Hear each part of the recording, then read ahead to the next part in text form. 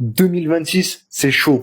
Fin du RSA pour tous. Fin des aides sociales pour tous ceux qui ont un casier judiciaire. Et attribution des logements sociaux que pour les Français dès 2026. Je ne vous raconte pas le bordel que ça va être. Vous croyez que les gars vont se laisser faire? Il y a des bonnes idées. Je ne vous dis pas le contraire.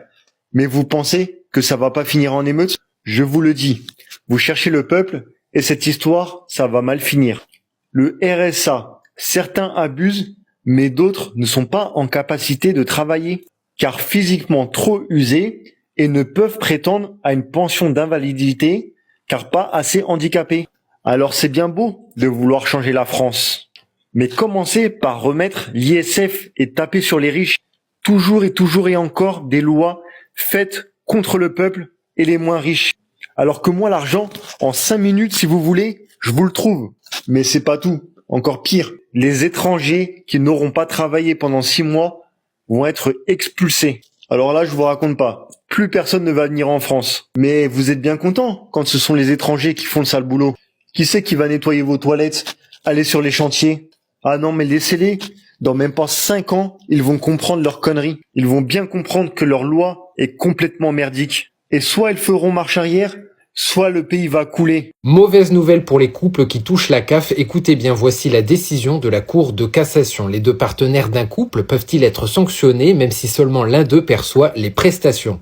Cette décision judiciaire stipule que la seule personne bénéficiaire peut être sanctionnée car elle est la seule à avoir une obligation déclarative. Bon, on va prendre un exemple très concret. À la suite d'un contrôle de la CAF, donc une allocataire et son concubin se voient infliger une pénalité car ils n'ont pas donc déclaré le départ de l'un de leurs enfants, donc du foyer, et ils ont perçu un indu. Cette pénalité n'ayant pas été réglée, le directeur de la CAF départementale envoie donc une contrainte qui a la même valeur donc qu'un jugement. Mais cette sanction ne peut être prononcée qu'à l'encontre de l'allocataire fautif. Le concubin conteste donc cette décision devant la justice au motif que la seule personne bénéficiaire des prestations est susceptible donc d'encourir la pénalité pour une non-déclaration d'un changement justifiant le service de prestation. Et ce, même en situation de concubinage avec ce bénéficiaire. Donc la moralité dans tout ça, c'est que non, un couple ne peut pas être sanctionné tous les deux suite à une erreur d'un des concubins. Vous venez d'être radié du RSA? Sachez que vous avez des droits pour contester. Le département doit vous informer clairement et vous permettre de vous expliquer.